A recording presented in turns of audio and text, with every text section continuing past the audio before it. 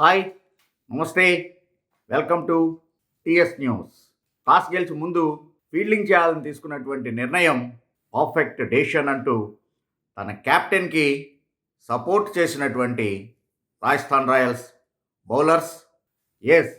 సంజు శాంసన్ మొట్టమొదట ఫీల్డింగ్ చేయాలని నిర్ణయించుకున్నాడు. 3 balls dot balls, 4th ball single. అప్పుడు యాక్షన్ మొదలైంది వాంఖెడేలో. Trent Boult man of the match. Power ప్లేలోనే వికెట్లు తీయటం అతని అలవాటు. అదే రకంగా ఈ రోజున కూడా 5th ball the hit man Rohit Sharma leaving edge. వికెట్ల వెనకాల Sanju Samson beautiful diving catch. దాంతో 5th ball of the innings first వికెట్ని కోల్పోయినటువంటి ముంబై ఇండియన్స్. ఆ తర్వాత నామంధీర్ ఎల్బిడబ్ల్యూ.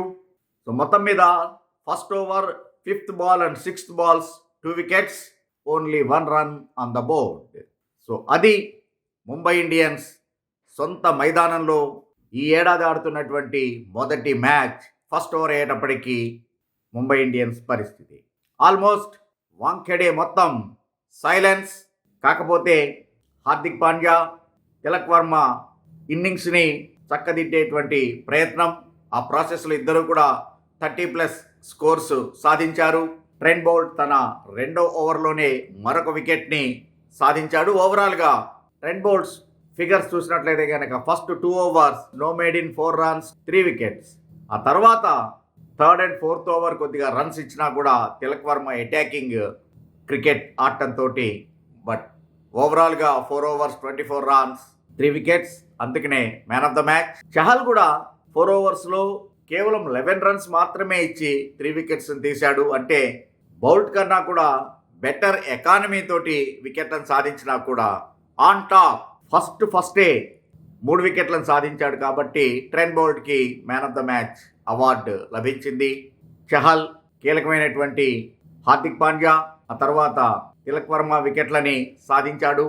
ఇక్కడ తిలక్ వర్మ గురించి మాట్లాడాలి అంటే తిలక్ వర్మ చాలా చక్కటి అవకాశాలు వస్తూ ఉన్నాయి అతనికి. ఈ రోజున కూడా అతను చివరి దాకా కనుక ఉండి ఒక పెద్ద స్కోర్ సాధించేట్లయితే అట్లీస్ట్ తనకి ఇండివిజువల్గా 50+ స్కోర్స్ సాధించి నాట్అవుట్గా ఉన్నట్లయితే కనుక ఆ ఇన్నింగ్స్కి వాల్యూ పెరిగేది.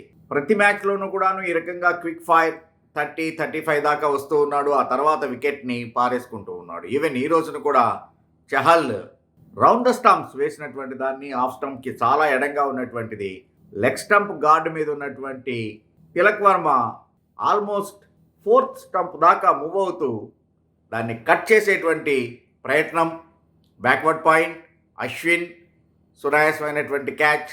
సో కాబట్టి ఈ తప్పుల నుంచే కనుక తిలక్ వర్మ పాఠాలు నేర్చుకోగలిగేట్లయితే ఫ్యూచర్లో పెద్ద మ్యాచ్లు ఆడేటువంటి అవకాశం ఉంటుంది. ఎందుకంటే అసలే ఈ పెర్ఫార్మెన్స్ని బేస్ చేసుకొనే ఈ నెలాఖరికి వచ్చే జూన్లో ప్రారంభమయ్యేటువంటి T20 వరల్డ్ కప్కి టీంని అనౌన్స్ చేసేటువంటి అవకాశం ఉంది. ఎందుకంటే ఐసీసీ ఇచ్చినటువంటి డెడ్లైన్ ప్రకారం ఏప్రిల్ ఆఖరికి ప్రతి దేశం కూడా వాళ్ళ టీంని సెలెక్ట్ చేసి చెప్పాలి. కాబట్టి ఇలాంటి అవకాశం తిలక్ వర్మ ఎందుకు జారవిడుచుకుంటున్నాడో అర్థం కావట్లేదు. అతనికి ఖచ్చితంగా వాళ్ళ కెప్టెన్ చెప్పాలి. అలాగనే ఈవెన్ రోహిత్ శర్మ సీనియర్ ఆటగాడు చెప్పాలి అతను. ఎందుకంటే రోహిత్ శర్మకి తిలక్ వర్మ అంటే చాలా ఇష్టం. చాలా సందర్భాల్లో తిలక్ ఫ్యూచర్ స్టార్ అనేటువంటి విషయాన్ని చెప్పాడు కాబట్టి అతనైనా చెప్పాలి. సో మొత్తం మీద వచ్చేటువంటి మ్యాచ్ల్లో తిలక్ ఈ అవకాశాలని పూర్తిగా ఉపయోగించుకుంటాడు అని చెప్పేసి అనుకుందాం. ఆ తర్వాత ఇంకా రాజస్థాన్ రాయల్స్ ఇన్నింగ్స్.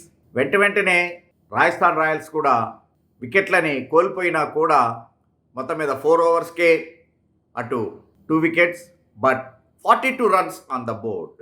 ఎప్పుడైతే కేవలం 124 runs టార్గెట్ సాధించాలో ఆ టైంకి 4 ఓవర్స్కే 40 runs అంటే 10 runs per over చొప్పున స్కోర్ బోర్డు పరిగెడుతూ ఉంటుందో బ్యాటర్లు పెద్దగా టెన్షన్ పడేటువంటి పరిస్థితి ఉంది ఒకవేళ ఇట్లాగే 2 వికెట్లు పడినా కూడా. కాకపోతే ఇక్కడ గమనించాల్సినటువంటిది యశస్వి జైస్వాల్ మీద చాలా అంచనాలు ఉన్నాయి ఈ సీజన్ మొదలు కాకముందు. బట్ ఎందుకనో ఇంత మటుకు 3 మ్యాచ్ల్లోనూ కూడా యశస్వి ఫెయిల్ అయ్యాడు. ఇంకా వచ్చేటువంటి మ్యాచ్ల్లో అయినా అతను కుదురుకొని ఆడాల్సినటువంటి అవసరం ఉంది.